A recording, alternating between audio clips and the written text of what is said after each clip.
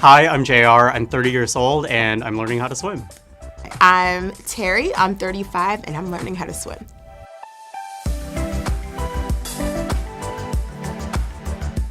I think the folks that I run around with, I don't think a lot of us are swimming all the time and doing those types of things, so it wasn't a big thing. I got away with it. I have not learned how to swim before because of fear.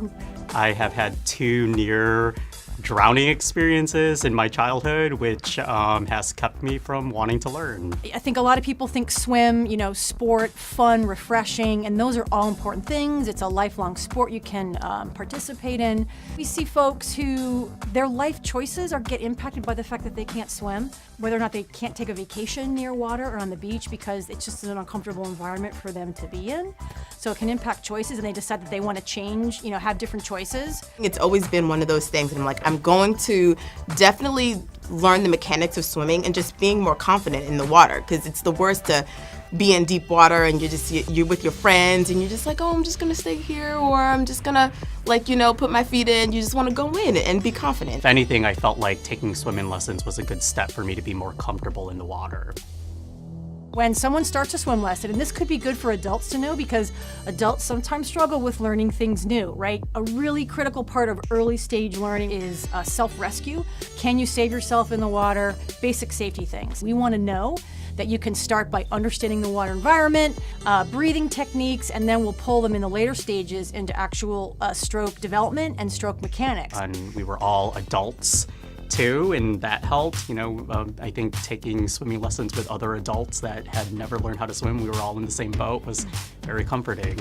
Most nervous, probably being in a bathing suit in front of strangers. That's the first thing. The first day of our swimming lessons, we learned the basics about how to blow bubbles, breathe. So we were just in the shallow end, going in and out of the water, just learning how to be comfortable in the water. We used the floaties to kind of just learn how to glide from one end to the other. From that point, we had learned how to kick. Gotta go like this, not too like that. We then added the additional element of our arms and learning how to do that and going back and forth from side to side, all in the shallow end. I think Gigi did a really good job of making us feel comfortable. At the end of the first lesson, I think we were already swimming across the pool already. The hardest part about the swimming lessons was definitely learning how to come up for air. I think literally every time I've got water in my ears, so that was really annoying. I think the hardest part really was putting it all together. The kicking, the arms, and the breathing. It was just a lot at one time. We hope that our instructor can both engage with people individually, but also create that sort of nice group environment where people can also make connections and develop friendships, because that can help with learning also.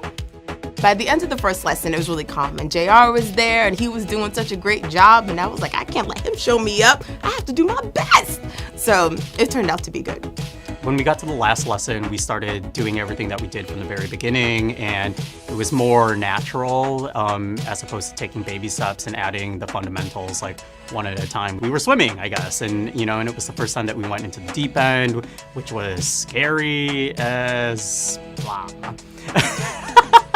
But I think as an adult, you're very aware of yourself, you're very aware of what you're doing, and it's all a mind thing going in the deep water, because I think Gigi knew at that time that we had all the mechanics together and we had all the basics together, and obviously she wasn't going to let us drown.